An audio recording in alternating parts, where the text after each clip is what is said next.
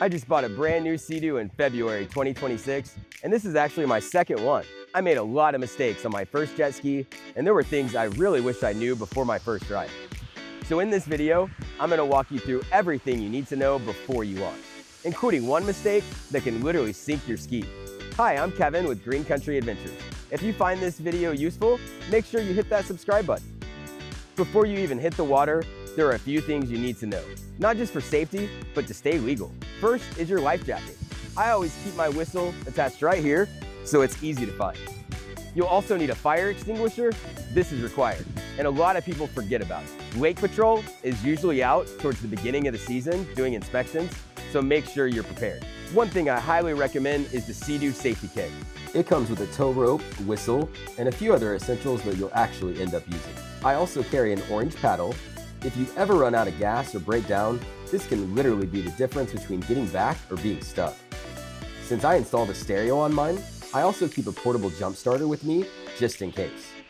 And one more thing people overlook, a small anchor. If you're docking in rocky areas, this helps keep your ski from drifting and getting scratched up. I've got everything I personally use linked below if you want to make it easy. For registration, I used pre-spaced decals like these. It makes it really easy to get everything lined up clean the first time. Before your first ride, I highly recommend putting a coat of wax on it. It protects the finish and makes cleanup way easier later. Now let's talk about boat ramp etiquettes. Most ramps have what's called a staging area. That's where you pull over first to get everything ready. If there's no staging area, just use an empty parking spot. I see people all the time pull straight up to the ramp and start unloading. And now they've got a line of people waiting behind them. Don't be that guy. When you're getting ready to launch, do everything before you pull down to the ramp. First, unplug your trailer lights. Some newer LED trailers are fine, but on mine, the bulbs get hot and can crack when they hit cold water. Next, remove your rear straps before you get to the ramp. Now, this is one of the most important things.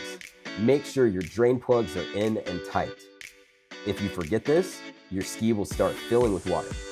I always double check before I even get in the truck. Also, go ahead and put your dock bumpers on at this point. I usually pull straight to the dock after launching, so this protects it while I go park my vehicle. When you're backing in, take your time, go slow, and keep it straight. Once you're in the water, ease the ski off the trailer, get it started, and move away from the ramp.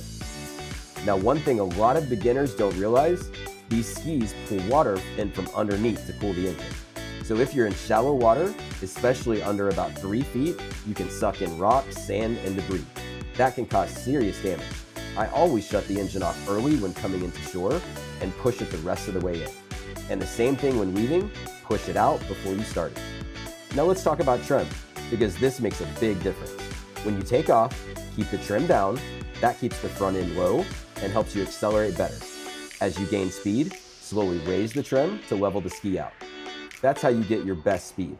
Sometimes I'll even back it off slightly at top speed to fine tune it. And on my Sea-Doo, it has an auto launch mode that actually does this for you.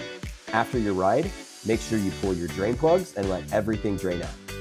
I usually stop about halfway up the ramp, pull them, and then keep going. Just don't forget to put them back in before your next ride. After every ride, I take mine to the car wash. I want to get all of that dirty water from the lake off of it. After you wash it, you'll notice water spots. It never looks great. But if you take just a minute or two and wipe it down, I use this boat juice and it works great. It keeps it looking brand new every time. I'll keep this link below in the description. If you follow these steps, you'll avoid most beginners' mistakes and have a much better experience on the water. I've got all the gear I use linked below if you want to keep things simple. Now, once you've got everything set up, the next thing you'll want to do is check out my top 3 upgrades for the 2026 Sea-Doo. These made a huge difference for me, especially performance and overall experience. I've got that video right here. Definitely watch that next. If this video helped you, make sure you hit subscribe. Thanks again. I'll see you in the next one.